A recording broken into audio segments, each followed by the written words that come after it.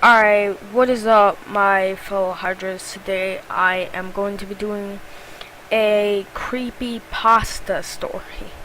Yes, I know it's been a long time since I've uploaded, and this is like the first video in like 4 weeks. So, let's get on to the story, shall we? Okay, so you guys can read along. Just listen, sit back, relax, get popcorn, get a drink, anything. Or you listen to me reading the story. This is not my story. I'll put the story in the link in the description if you want to read along. But let's go anyways.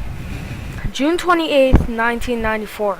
That was the day we moved into the house in that cute little neighborhood of Boynton Waters. It was a new neighborhood.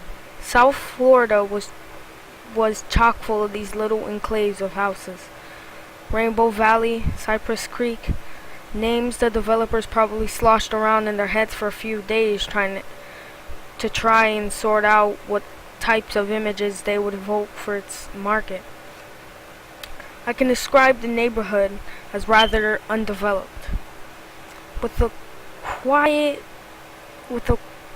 that blanketed the entire compound at night, followed by musky, infested days. We were one of the first families that had moved in, so I hadn't been able to get to know the neighbors well at all. The first 3 weeks were a wash and repeat cycle of unpacking, going to Publix, looking in furniture stores, getting in touch with my company, and setting up the utilities. By the third week, all that was done and over with. So now it was just a matter of settling and making it feel like a home. It was around July 29th, about 1 month later, that I noticed something odd in the window screen in our master bedroom. An outline of white appeared on the fiberglass as I approached closer. I could see that there were a series of small tears running vertically and diagonally. In fact, there were dozens of them. Huh, I remarked to my wife, Amanda. That didn't used to be there, did it? She followed my voice out of the bathroom. Then she noticed it. Oh, how did that happen? I never saw that before. It's not a big deal, I insisted, half voicing my real thoughts. I mean, it's a new house. It's a new house after all. It should be flawless. We can get it fixed. Being that the rips were so significant, I figured that they would need a professional touch. So I called up a few window screen repair services the next morning. The big yellow phone didn't list prices, so I had to call quite a few before finding the best quote. The guy came a day later and didn't seem at all phased. Apex, but a sudden appearance of wear. Happens to everyone, but if you need to do this again in the future, here's how. He demonstrated for me. It wasn't a difficult process, just involved getting a new sheet of fiberglass and some super glue. If it happened again, this would be no problem, but I doubted quite highly it would happen again. 4 nights later, on August 2nd, it must have been around 10 p.m., but I was retiring to bed a bit early. That's when I noticed it. Dozens of ripped white tears in the window screen. Needless to say, I was a little more freaked out. Honey, I called. Amanda bounded up the stairs. Doesn't the ripped... Oh wait, no, I just read the same line. I inched closer to the screen and felt a wave of deja vu pass over me. These tears were almost exactly the same as the ones from 4 nights ago. It was puzzling, but they were odd. Amanda folded her robe over as she entered. Oh my God! She rushed over to the screen. What the? She peered up at me with a raised eyebrow. Did you do this? Of course not, I protested. I don't know how they got there. Amanda stifled a laugh. Sorry, it's just it doesn't make sense, does it? No, it doesn't, I said seriously with a sigh. I couldn't believe it. This was a new house. These rips couldn't have made themselves, so it was obvious to me that a neighbor or someone, maybe an animal perhaps, made these. It's got to be a pest, a rodent, or maybe birds. I guess it could have also been one of the neighbor's kids. I mean, this just doesn't make any sense. And look! I pointed to the size and length of the tears. They look exactly the same as last time. Well, we'll just have to keep the window closed then, Amanda concluded. Oh, what? Come on, I told her. We're not going to suffer in the heat because of a few tears in the screen. They could be fixed easily. Around 10 a.m. the next day, I went to Home Depot and got some supplies for fixing. At least one thing came out of this. I'd get to work with my hands and do some real fixing up on the new place, which I was looking forward to. By the afternoon, the fiberglass was fixed. I stood back and admired my handy work proudly. Looked as good as new, and I really highly doubted I would need to do this again. Well, that's that. The day wore on, and Amanda and I were out for most of it. We had made some new friends and went out to dinner together. We came back around 11:30. Amanda went upstairs first. Minutes later, she called down to me. I thought you said you fixed it. I glanced up casually. I did. A pause. I did. Well, it's still there. I shook my head. No way. I shook my head all the way up the stairs. No way. There's just no way. I fixed it. I just fixed it. Walking into that room, my heart jumped back 5 feet. What appeared before me was a torn screen, once again, the same large gashes in the same places, creating that same white outline. I couldn't say anything at first. I was a little spooked, but mostly perplexed. This wasn't a situation that could be easily explained, I felt.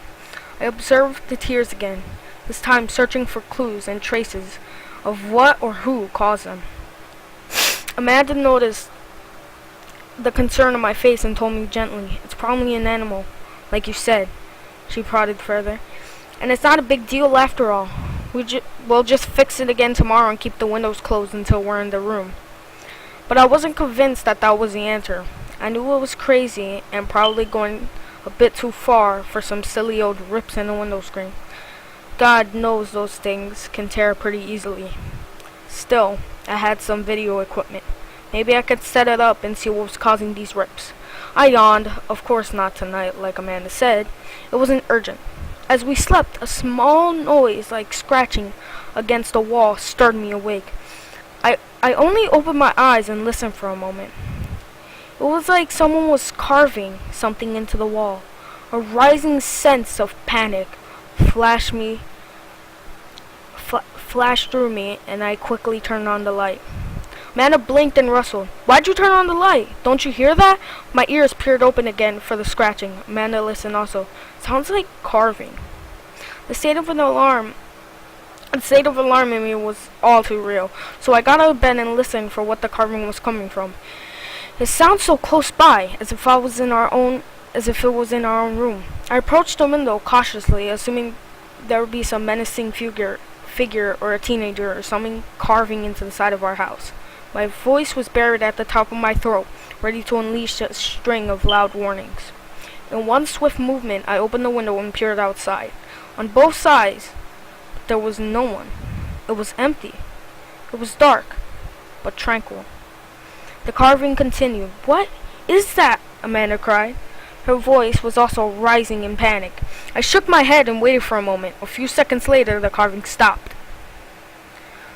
My heart beat loudly in my chest, and I had to take in a good 30 seconds of silence before I could feel at ease again. "I'm going to give the realtor a call tomorrow, see what's going on."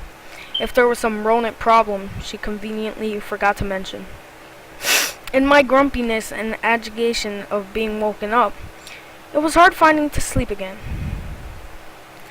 Vagoyevich. I think that's how you say it. I furrowed an eyebrow. "What was that, honey?" I muttered drowsily. Oh, forget it, I thought. She always talks in her sleep, deeper tone than usual though. In order to trap the snake, you got to set some bait. The bait would be the fixed screen. That was top priority. So the first thing in the morning, I cut out patches of fiberglass and set to work molding the new patches into place with super glue. After that, I set up the tripod. My video camera hadn't gotten a lot of use in the past year, so the tape inside would suffice. I would have to come check on it after 2 hours, so I made sure to set an alarm on my wristwatch. This time there would be no mistake. I couldn't even leave 1 minute going without recording. In the first 2 hours, I tried to take care of errands outside. To my positive dismay, when I returned, the fiberglass was actually holding up, and throughout the day, as I checked repeatedly in 2-hour increments, nothing happened.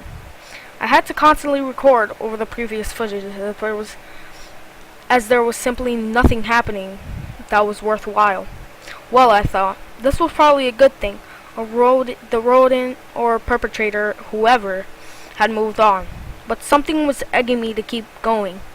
Around 8 p.m., the camera's still going, and me and Amanda downstairs scarfing down the last bits of Breyer's ice cream in front of the TV. The walls appeared to rattle, if only for a second.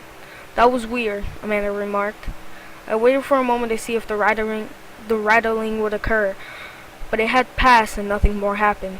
I felt a bit alarmed and told her, "I'll be right back." More cautiously than usual, I walked up the carpeted stairs quietly.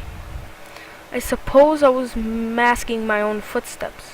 Did I suspect someone was in the house? No. But it just had to be on the safe side. The door to the master bedroom was wide open. Thought I had closed it. As I proceeded closer, I could see the window appearing in the view, and the screen, once more, was ripped in the same places. I rushed over in a panic, edging my hands along the outskirts of the rip. "Hey!" I shouted at no one in particular, but I assumed there must be someone. "Hey!" From behind me I heard a loud gasp. I looked at Amanda in disbelief. "Can you believe this? Did you get it on tape?" she asked. I nodded. "At least we got it on tape this time." "Okay." I stopped recording and handed the VHS tape to Amanda. "Get the VCR already." I stared back at the window intently. No thoughts going through my head except why and how. I focused on the outline and my eyes in that moment. Some inescapable feeling of dread filled me. The outline began to come together for me, take on a shape. It was the outline of a human. No, a woman. It appeared to be, with a sharp nose, her face leaning down and her eyes closed, and below to the side, what looked like fingers plugged into the screen. I shook my head. Maybe it was reruns of Twin Peaks setting my mind on fire. But the face, the figure, were now unmistakably visible. I could no longer see any outline. All I could see was an embittered woman, face pressed against the window, screen among the ripped fiberglass. I ended up backing away slowly out of the bedroom. Whenever I looked back at the screen, I could see now, not a rip or a tear, but a woman. And needless to say, it freaked me out.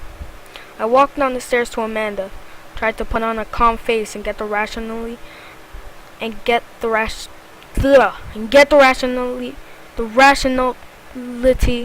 back into my mind.